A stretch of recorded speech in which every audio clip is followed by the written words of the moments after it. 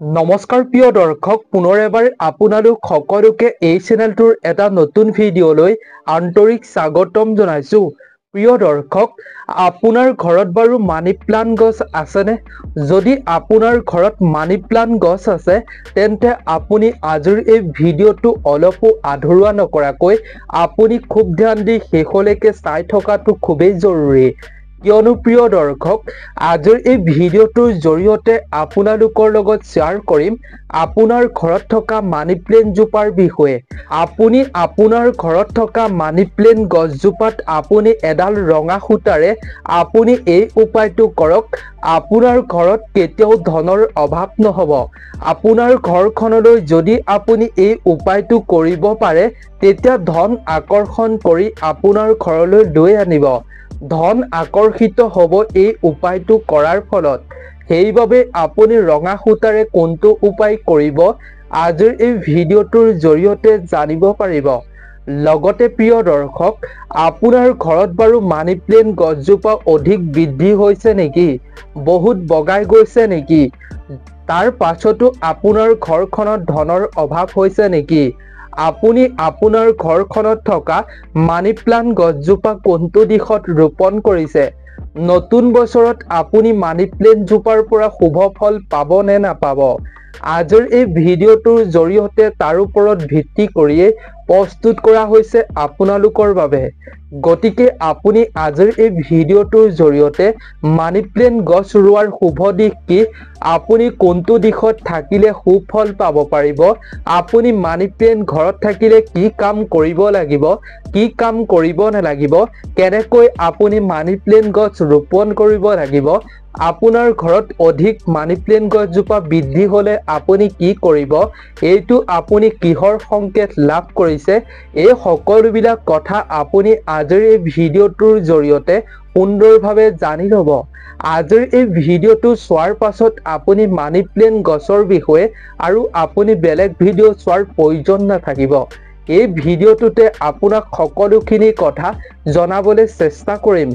2025 বৰ্ষত যাতে আপুনি আপোনাৰ ঘৰত থকা মানি প্লেন্ট গছজোপাৰ পৰা শুভ ফল পাব পাৰে, ধনৰ অভাৱ দূৰ কৰিব পাৰে, সকলোবিলাক সমস্যাৰ পৰা যাতে আপুনি মুক্ত হ'ব পাৰে, আজিৰ এই ভিডিঅ'টো চালে আপুনি সকলো সমস্যাৰ পৰা মুক্ত হ'ব পাৰিব।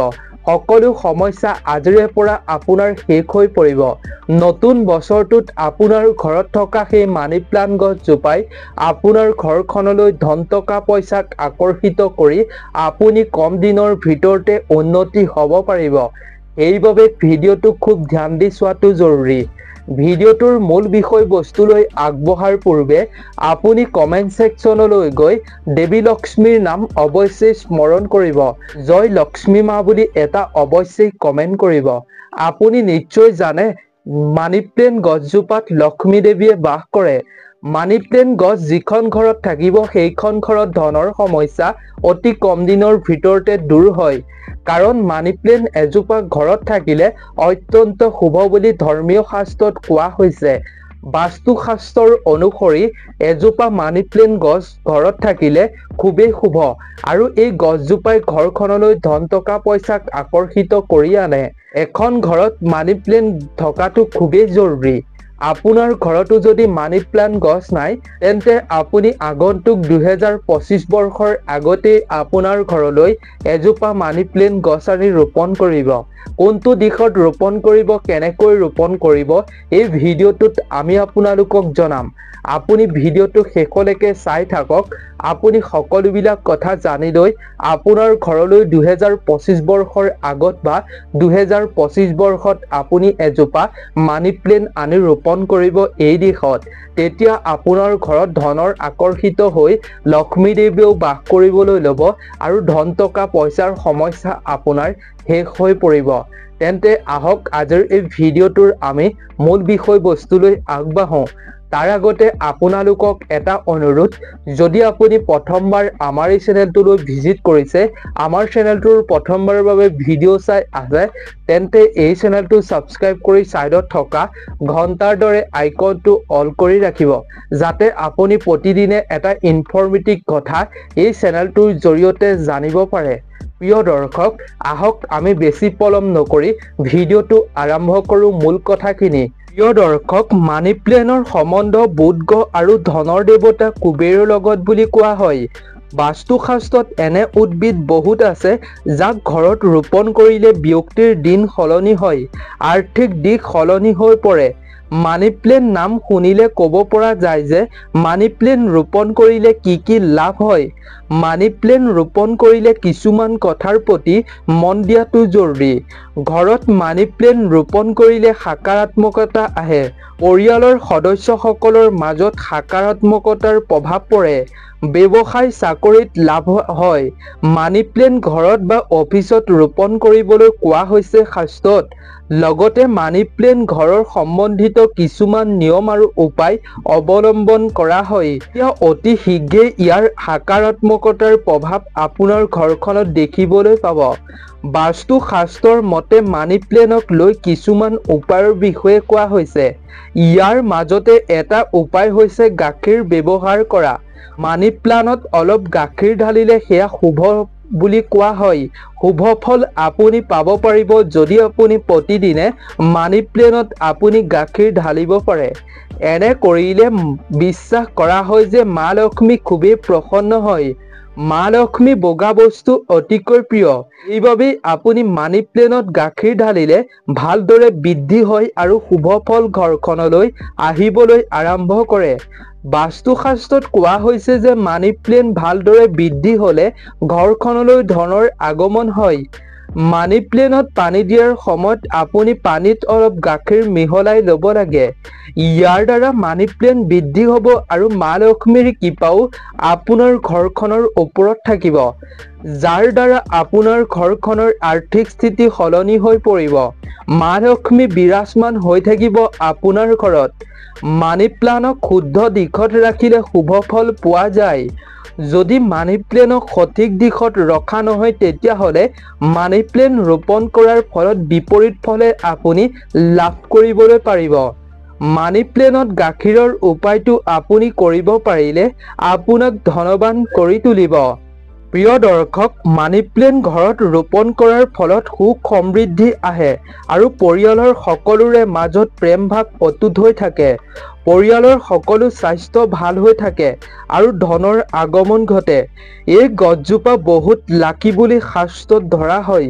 কিন্তু এনেকুৱা নহয় যে যাৰ ঘৰত মানি প্লাণ্ট আছে তাত সুখ সমৃদ্ধি বৃদ্ধি হ'বই, তাত ধনৰ অভাৱ নহয়, যদি সঠিক দিশত ৰোপণ কৰা হয় মানি প্লেণ্ট।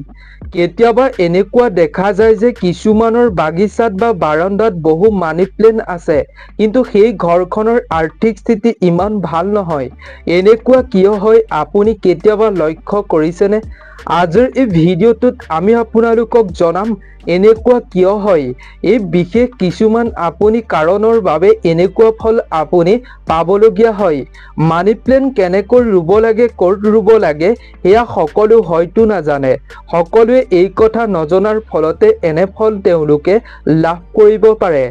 আজিৰ এই ভিডিঅ'টোৰ জৰিয়তে আপোনালোকক বহুকেইটা গুৰুত্বপূৰ্ণ কথা জনাম।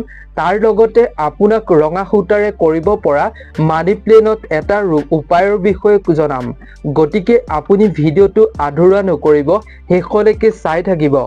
এতিয়া আহক জানো আমি মানি প্লেণ্টৰ বিষয়ে কিছুমান নজনা কথা। নম্বৰতে হৈছে যেতিয়া আপুনি মানি প্লেণ্ট আনি ৰোপণ কৰে, নাৰ্চাৰীৰ পৰা আনি ৰোপণ কৰা মানি প্লেণ্টে ইমান ফল নিদিয়ে। আৰু যিমান আপুনি কাৰোবাৰ ঘৰৰ পৰা আনি ৰোপণ কৰা মানি প্লেণ্টজোপাই ফল দিয়ে, কিন্তু নাৰ্চাৰীৰ পৰা আনি আপুনি ৰোপণ কৰা সেই মানি প্লেণ্টজোপাই আপোনাক ইমান শুভ ফল প্ৰদান নকৰে। বিশেষকৈ যদি আপুনি সুখ আৰু সমৃদ্ধি থকা কোনো ব্যক্তিৰ ঘৰৰ পৰা আনি ৰুৱে, তেতিয়াহ'লে মানি প্লেণ্টে যিমান বাঢ়িব, মানি প্লেণ্ট গছজোপা যিমানেই বাঢ়ি যাব, সিমানেই আপোনাৰ ঘৰতো সুখ আৰু সমৃদ্ধি বৃদ্ধি হ'বলৈ আৰম্ভ কৰিব। 2 নম্বৰতে হৈছে বিশেষকৈ যদি আপুনি বুধবাৰ হয় আৰু সেইদিনা মানি প্লেণ্ট ৰোৱা হয়, তেতিয়াহ'লে বহুত শুভ বুলি শাস্ত্ৰত কোৱা হৈছে। সেইকাৰণে মানি প্লেণ্ট ৰুলে আপুনি বুধবাৰৰ দিনটোত ৰুব লাগে। বুধবাৰৰ দিনটোত মানি প্লেন ৰোপণ কৰিলে আপুনি শুভ ফল পাব পাৰিব আৰু জীৱনত আপোনাৰ ধনৰ অভাৱ, সুখ সমৃদ্ধিৰ অভাৱ কোনোদিনেই নহ'ব। সেইবাবে আপুনি যদি মানি প্লেন আগন্তুক বছৰটো ৰোপণ কৰাৰ কথা চিন্তা কৰিছে, তেন্তে আপুনি যিকোনো এটা বুধবাৰৰ দিনা আনি ৰোপণ কৰিবলৈ চেষ্টা কৰিব।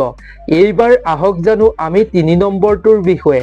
৩ নম্বৰতে হৈছে মানি প্লেন থোৱা বা ৰোৱা সঠিক দিশ হৈছে দক্ষিণ পূব দিশ। দক্ষিণ পূব দিশৰ দেৱতা গণেশ আৰু এই দিশৰ প্ৰতিনিধিত্ব কৰে শুক্ৰ গ্ৰহে। অৰ্থাৎ শুক্ৰ গ্ৰহক ধন আৰু সুখ সমৃদ্ধিৰ গ্ৰহ বুলি শাস্ত্ৰত কোৱা হৈছে। সেইবাবে আপুনি যদি মানি প্লেন ৰোপণ কৰিব, তেন্তে আপুনি দক্ষিণ পূব দিশত আপুনি ৰোপণ কৰিব। প্ৰিয় দৰ্শক, ৪ নম্বৰতে হৈছে মানি প্লেন যি হ'লেও আপুনি উত্তৰ পূব দিশত কেতিয়াও ৰোপণ কৰিব নালাগে, কাৰণ সেই দিশ স্বামী বৃহস্পতি গ্ৰহৰ বুলি কোৱা হয়। মানি প্লেন শুক্ৰ গ্ৰহৰ প্ৰতিনিধিত্ব কৰে, সেইবাবে আপুনি উত্তৰ পূব দিশত মানি প্লেন ৰোপণ কৰিব নালাগে। ৫ নম্বৰতে হৈছে বৃহস্পতি গ্ৰহ শুক্ৰ গ্ৰহৰ শত্ৰু। সেইকাৰণে এই দিশত মানি প্লেন ৰুলে পৰিয়ালত হাই কাজিয়া হয়, স্বামী স্ত্ৰীৰ সম্পৰ্ক বেয়া হয়। মানি প্লেন আপুনি ঘৰৰ চটত থ'ব পাৰে, বাৰান্দাত থ'ব পাৰে, কিন্তু শোৱনি কোঠাত কেতিয়াও মানি প্লেন নাৰাখিব। ৬ নম্বৰতে হৈছে যদি আপুনি চাকৰি বিচাৰি আছে বা ধনৰ আগমন হোৱাটো বিচাৰে আপোনাৰ জীৱনলৈ কিন্তু হোৱা নাই, তেতিয়া আপুনি আপোনাৰ ঘৰৰ উত্তৰ দিশত নীলা ৰঙৰ বটলত আপুনি পানীত মানি প্লেন ৰুৱক। এনে কৰাৰ পিছত আপুনি যিমান মানি প্লেনজোপা বাঢ়ি গৈ থাকিব, সিমানেই আপোনাৰ ধনৰ আগমন হ'ব, ইনকামৰ ৰাস্তা ওলাই পৰিব আপোনাৰ। ৭ নম্বৰতে হৈছে মানি প্লেন কেতিয়াও আপুনি ঘৰৰ বাহিৰত ৰুব নালাগে। যেনেকৈ আপুনি পইচা মানুহে নেদেখাকৈ থয়, নেদেখা ঠাইত ৰাখে, তেনেকৈ আপুনি মানি প্লেন গছজোপাও অহা যোৱা কৰা মানুহে নেদেখা ঠাইত ৰাখিব লাগে। নহ'লে যিমান ধনৰ আগমন হ'ব, সকলো বাহিৰলৈ ওলাই যাব। ঘৰত ধন টকা পইচা ৰৈ নাথাকিব। প্ৰিয় দৰ্শক, ৮ নম্বৰতে হৈছে মানুহে মানি প্লেন ৰুৱে কিন্তু সেইবোৰ তললৈ ওলমি থাকে আৰু মাটিৰ ৰুলে পৰি থাকে। তাৰ ফলত আপুনি কেতিয়াও পোৱা নাযাব যদি এনেকৈ মানি প্লেন ৰুৱে। সেইকাৰণে তাক আপুনি ওপৰলৈ যোৱাকৈ আপুনি ৰছীৰে বান্ধি দিব লাগে। তলত যাতে মাটিত কেতিয়াও মানি প্লেনৰ ডালে স্পৰ্শ নকৰে তাৰ প্ৰতি আপুনি বিশেষ গুৰুত্ব দিয়াটো জৰুৰী। ৯ নম্বৰতে হৈছে মানি প্লেন সদায় ২জোপা, ৪জোপা, ৬জোপা আপুনি পাৰিলে ৰুব লাগে। কেতিয়াও আপুনি ১জোপা, ৩জোপা, ৫জোপা ৰুব নালাগে। অৰ্থাৎ অমিলকৈ আপুনি মানি প্লেন কেতিয়াও ৰুব নালাগে। যদি মানি প্লেন জোপা শুকাই যায়, তাক আপুনি লগালগ সলাই দিয়ক। আপুনি সেই শুকাই যোৱা মানি প্লেন জোপা অঁতাই আপুনি বেলেগ মানি প্লেন ৰোপণ কৰক। ১০ নম্বৰতে হৈছে যদি আপুনি মানি প্লান্ট গছজোপা বটলত ৰুৱে, তেতিয়া পাৰে যদি আপুনি সেউজীয়া বটলত ৰুব লাগে। যদি পানীৰ বটলত ৰুৱে, তাত অলপ আপুনি চেনি মিহলাই দিব লাগে। চেনিয়ে শুক্ৰ গ্ৰহক প্ৰতিনিধিত্ব কৰে, তাৰ ফলত সুখ আৰু সমৃদ্ধি বৃদ্ধি হ'ব। মানি প্লেন জোপাত পানী দিওঁতে অলপ আপুনি গাখীৰ দিলে সুফল ফল পাব পাৰিব বুলি কোৱা হৈছে। দৰ্শক, এতিয়া জানো আহক উপায় কেইটাৰ বিষয়ে। ৰঙা সূতাৰে আপুনি মানি প্লেনত কোনটো উপায় কৰিব। গতিকে ইমানলৈকে যদি আপুনি ভিডিঅ'টো চাই ভাল পাইছে, তেন্তে ভিডিঅ'টোত এটা লাইক কৰিব বুলি আশা কৰিলোঁ। প্ৰিয় দৰ্শক, মানি প্লান্টৰ ভাল কথাটো হ'ল ইয়াক বেছি যত্ন ল'ব নালাগে। ইয়াৰ খেতি কৰাটো অতি সহজ। মানি প্লেন বহু উপকাৰিতাও আছে। বাস্তু শাস্ত্ৰৰ মতে মানি প্লেন ঘৰত থাকিলে পজিটিভ এনাৰ্জি সদায় থাকে। বাস্তু শাস্ত্ৰৰ মতে মানি প্লেনৰ বিষয়ে বহুতো প্ৰতিক্ৰিয়াৰ কথা কোৱা হৈছে। মানি প্লেন ঘৰত থাকিলে ধন সম্পৰ্কীয় সমস্যাসমূহ আঁতৰি যায়। সেই কাৰণেই বহু মানুহৰ ঘৰত মানি প্লেন গছ ৰোপণ কৰে। মানি প্লেন শুক্ৰ গ্ৰহৰ লগত জড়িত হয়। যি ঘৰত মানি প্লেন সঠিক দিশত থাকিব, সেই ঘৰত শুক্ৰ গ্ৰহৰ প্ৰভাৱ নপৰে। সুখ আৰু সমৃদ্ধি বৃদ্ধি হয় বুলি বিশ্বাস কৰা হয় সেইখন ঘৰত। মানি প্লেনত আপুনি যদি ৰঙা সূতা বান্ধে তেন্তে জীৱনত উন্নতি হ'ব পাৰিব। শাস্ত্ৰৰ মতে মানি প্লান্ট গছত আপুনি ৰঙা ৰঙৰ সূতা বান্ধি দিয়াটো অত্যন্ত শুভ। যদি কাৰোবাৰ ধন টকা পইচাৰ সমস্যা হৈ আছে, সমস্যাত আপুনি মুক্ত পাব বিচাৰে, জীৱনত উন্নতি হ'ব বিচাৰে, তেন্তে আপুনি শুক্ৰবাৰে মানি প্লেন্ট গছজোপাত ৰঙা সূতা বান্ধি আপুনি জীৱনত সুফল পাব পাৰিব। আপুনি আগন্তুক নতুন বছৰৰ যিকোনো এটা শুক্ৰবাৰে আপুনি এডাল ৰঙা সূতা বান্ধি দিয়ক মানি প্লেনত। তেতিয়া আগন্তুক বছৰটোত আপুনি সুফল পোৱাটো নিশ্চিত। বাস্তু শাস্ত্ৰৰ অনুসাৰে মানি প্লান্টত ৰঙা সূতা বন্ধাৰ কিছুমান নিয়ম আছে, যিবোৰ নিয়ম মানি চলাটো জৰুৰী। যেতিয়া আপুনি মানি প্লান্টত ৰঙা সূতা বান্ধিব, আপুনি শুক্ৰবাৰৰ দিনা পুৱা স্নান কৰাৰ পিছত লক্ষ্মী দেৱীক পূজা কৰি ধূপ প্ৰদীপ জ্বলোৱাটো উচিত। মানি প্লেনত আপুনি ৰঙা সূতা বান্ধিবলৈ বিচৰা ৰঙা সূতাডাল প্ৰথমেই আপুনি মা লক্ষ্মীৰ চৰণত অৰ্পণ কৰিব লাগিব। তাৰ পিছত আপুনি দেৱী লক্ষ্মীক পূজা অৰ্চনা আৰতি কৰি ৰঙা সূতাডালত আপুনি কুমকুম লগাওক। এতিয়া আপুনি সেই ৰঙা সূতাডাল মানি প্লেনৰ গুৰিত আপুনি চাৰিওফালে বান্ধি দিয়ক। এই প্ৰতিক্ৰিয়া কৰিলে আপুনি কিছুদিনৰ পাছতে সুফল পাবলৈ সক্ষম হ'ব পাৰিব। মানি প্লেনত যদি আপুনি এই প্ৰতিক্ৰিয়াটো কৰিব পাৰে, এই উপায়টো কৰিব পাৰে শুক্ৰবাৰৰ দিনা, তেতিয়া আপুনি বিশ্বাস কৰক অতি কম দিনৰ ভিতৰতে আপুনি ইয়াৰ সুফল পাবলৈ সক্ষম হ'ব পাৰিব। আজিৰ এই ভিডিঅ'টো ইমানেই আছিল। আশা কৰোঁ ভিডিঅ'টোৰ জৰিয়তে আপুনি মানি প্লান্টৰ লগত জড়িত এই বিশেষ কথাখিনি জানি নিশ্চয় ভাল পালে। নিশ্চয় আপুনি এইখিনি কথা জনা নাছিল। যদি আপুনি এই নিয়মসমূহ বা এই উপায়কেইটা কৰি আপুনি মানি প্লান্ট ৰুৱে নতুন বছৰত, তেতিয়া আপুনি অতি কম দিনৰ ভিতৰতে সুফল পাবলৈ সক্ষম হ'ব পাৰিব।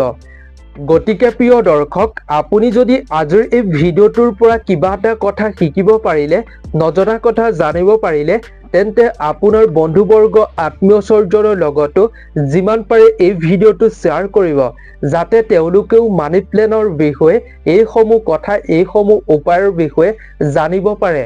তেওঁলোকেও নতুন বছৰত ৰঙা সূতা বান্ধি উন্নতি হ'ব পাৰে এনেদৰে। গতিকে আজিৰ ভিডিঅ'টো ইমানেই আছিল। নতুন এটা ভিডিঅ'ত সকলোকে পুনৰ এবাৰ লগ পাম। আপোনালোক ভালে থাকক, সুস্থ থাকক, তাৰে কামনা কৰিলোঁ। ধন্যবাদ।